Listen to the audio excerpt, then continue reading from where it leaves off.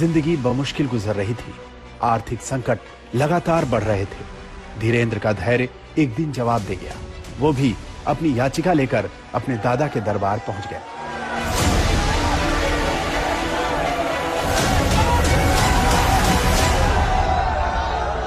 हमारे पिताजी कुछ करते नहीं थे। भूख की स्थिति में दादा गुरुजी का फक्कड़पन था। वो परिवार से नाता तोड़ा, मतलब तोड़ा। तो उन्हें मतलब नहीं आप जी रहे कि मर रहे। उनके पास तो अगर याचक अर्जी करता बन के जाओगे तो वो अर्जी उठा के बालाजी के पास रख देंगे। ये नहीं कि ये हमारा सगा नाती है, ये हमारा सगा पुत्र, तो इस पर ज्यादा कृपा हो जाए। हम भी गए सबकी भांति। हमने भी अपनी विपदा कही कि 3 दिन हो गए हैं, कुछ खाने तक को नहीं है घर में। रहने का 16x12 का कच्चा मकान, वो भी बरसात में खाट के पलंग के नीचे सोना पड़ता है, बारिश की बूंदें गिरती हैं। कब तक ऐसी जिंदगी जिएंगे? कुछ नहीं तो एक ऐसा कुछ कह दो, कर दो, भोजन ही चलने लगे। जिंदगी में कुछ नहीं तो पिताजी कुछ करने लगे, ऐसा कुछ कर दो। गुरु ने बस बाहें पकड़ी। अवस्था 10-11 वर्ष की थी। और बाहें पकड़ करके बोले तू मुझसे मत जुड़, और सीधा बागेश्वर बालाजी से जोड़ दिया। 2010 में दादा का निधन हो गया तो अचानक बाल धीरेंद्र की दुनिया ही उजड़ गई। लेकिन गुरु तब तक अपना काम कर चुका था। सन्यासी बाबा ने लीला की, स्वप्न में आभास होने लगा। फिर कोई व्यक्ति आता था दिन में, या हम कहीं सत्यनारायण की कथा वांचने जाते थे, जैसे आप आए, शरद जी आए, या कोई व्यक्ति आया, तो हमें लगता था कि वो जब परिचित नहीं थे तो वो आते ही अपना ये नाम बताएगा। ऐसा मन में भाव प्रकट हो जाता था। ये आते ही हमसे 2 बातें बोलेगा, लेकिन झिझक के कारण हम बोल नहीं पाते थे। और वो जब उससे पूछते थे अच्छा आपका नाम क्या है, हमारा हो ये तो पहले पता लग गया था हमें। धीरे धीरे उसकी उसका परिष्कृतकरण हुआ, शुद्धिकरण हुआ, धीरे धीरे जागृति हुई, फिर अज्ञातवास की साधना की, और वो यात्रा और ये यात्रा ऐसे प्रारंभ हो गई।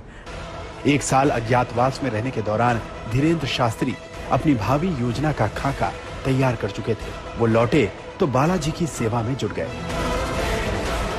9-10 साल की अवस्था से ही हमने बालाजी की सेवा की। जब बच्चे खेलना सीखते थे तब से हमने हनुमान चालीसा का पाठ, और गुरु ने जो विधान बताया वो मीडिया पर बताने का विषय नहीं है, वो अनुभव का विषय है। कभी आप आइएगा तो उसको हम आपको बताएंगे कि हमने क्या क्या अपने जीवन में मुश्किलों को सहा, कितना हनुमान चालीसा का पाठ किया, रातों भर हनुमान जी के चरणों में बैठकर रोए हैं, रातों भर हवन किया है। उसका ही ये परिणाम है जो आज सनातन संस्कृति का झंडा जगह जगह गाड़ा जा रहा है।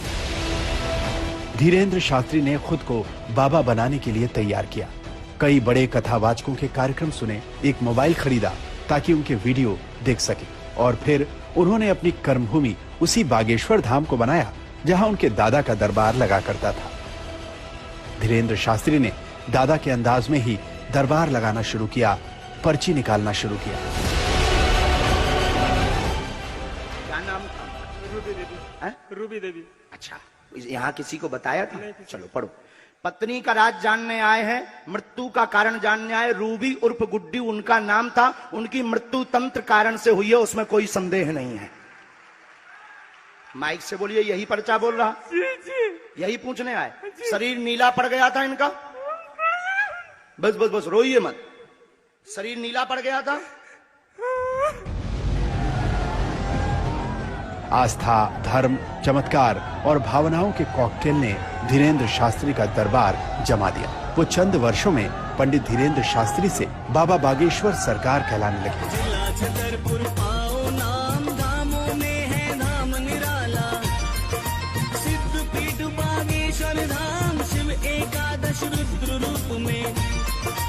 हमें बहुत चाहत तू, वो आज भी चाहत, आज दौड़ के पांव पर हमारे, अभी भी आए तो पर के पांव पर है हमारे।